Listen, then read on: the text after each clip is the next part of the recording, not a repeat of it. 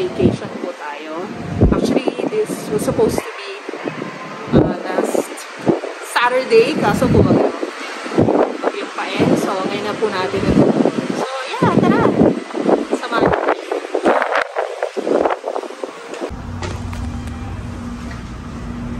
Okay guys, so right now, mag-staycation po tayo. So, biglaan lang po to guys.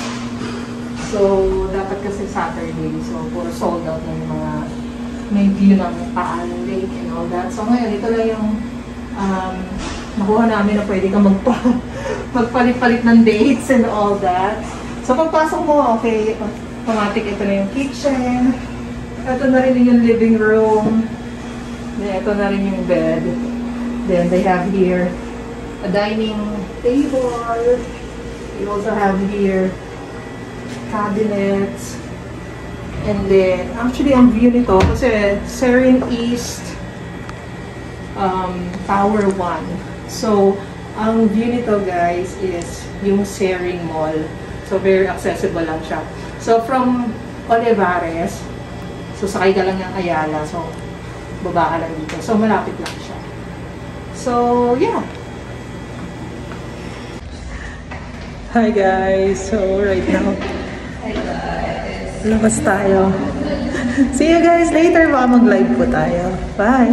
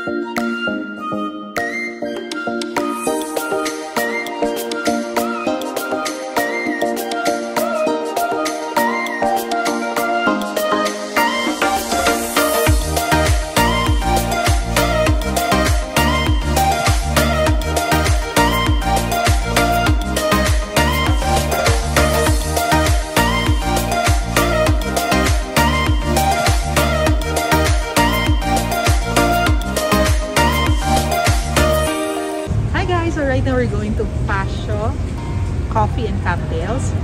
So, located siya dito sa Horts Hotel. Grabe yung fog, guys. Wala ka na makita. Zero visibility. Ayan na nga, guys. So, papunta na tayo ngayon sa Pasho Coffee and Cocktails. Grabe yung fog, guys. As in, parang zero visibility. Talo niya ang Baguio and Sagrada. And of course, I have here with me mga pamangkin ko. So, yeah, late ano tayo. Birthday celebration.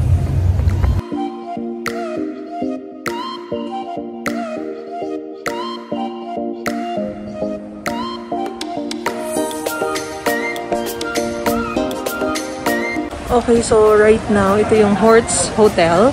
Yung Tipanan is their restaurant. Ito pala yung facade ng restaurant. So wala, sumilip lang kami and then lumabas lang ulit kami. And then, they have here yung coffee shop naman nila. Yung Pasho Coffee and Cocktails.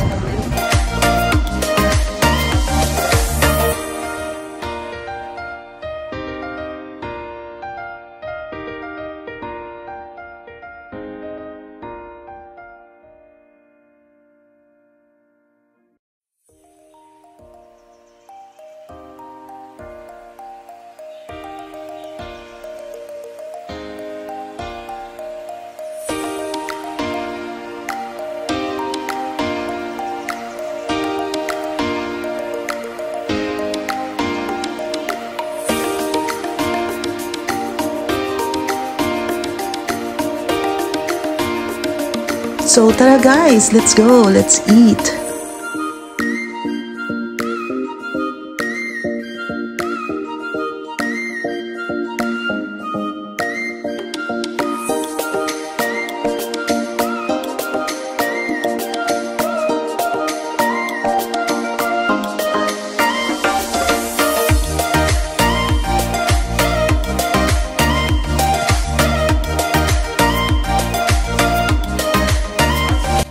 So guys, this is their garden.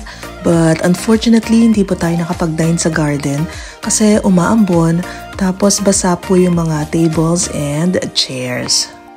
So again guys, we're here in Fascia Coffee and Cocktails. And look at the view. Sobrang lamig guys, promise. Okay guys, so right now we're waiting for our order. At wala kaming dalang stand ng phone.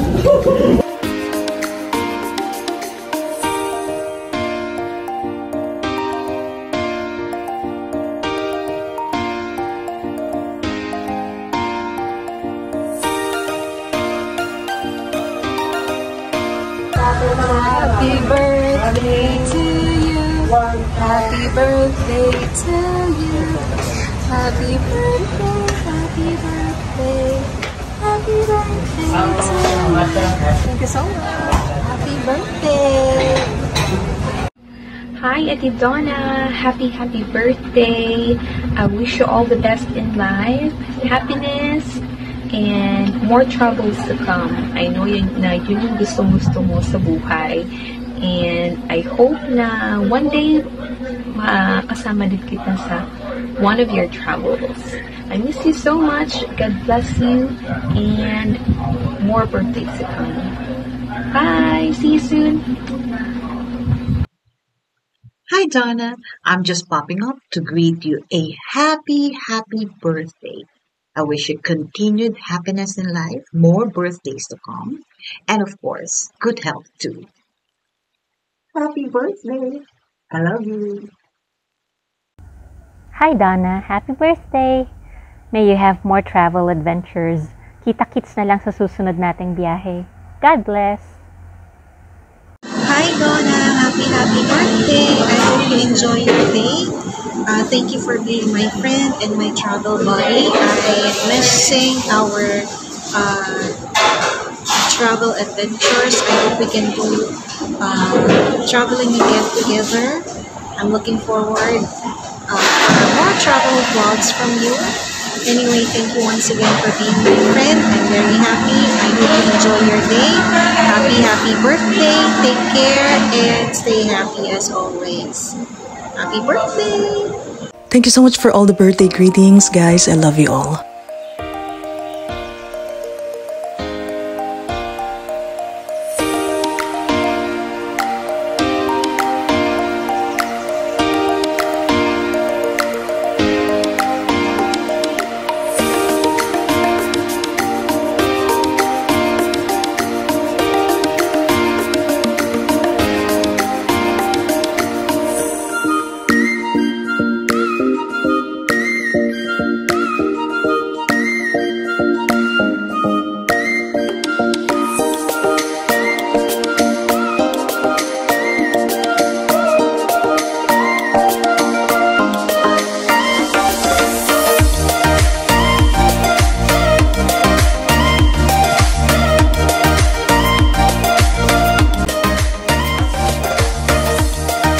Okay, so let's taste the cake, guys. So, minute ko muna yung sound kasi sobrang lakas ng music dito. So, baka ma-copyright tayo. So, yeah.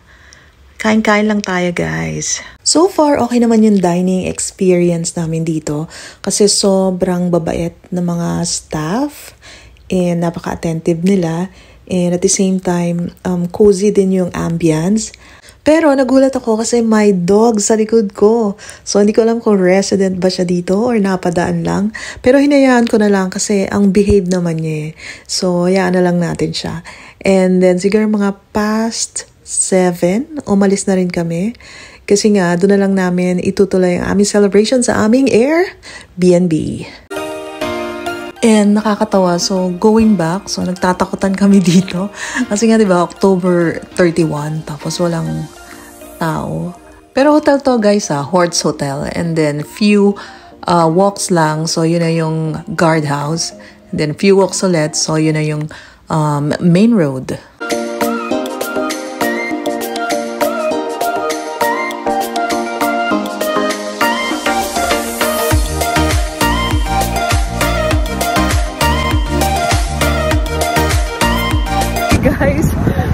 sobrang foggy, super lamig. Pero sobrang nag-enjoy kami kaso commute lang kami, so mahirap sumakay. So it's past 7. So we really have to leave na. Kahit na ayaw pa.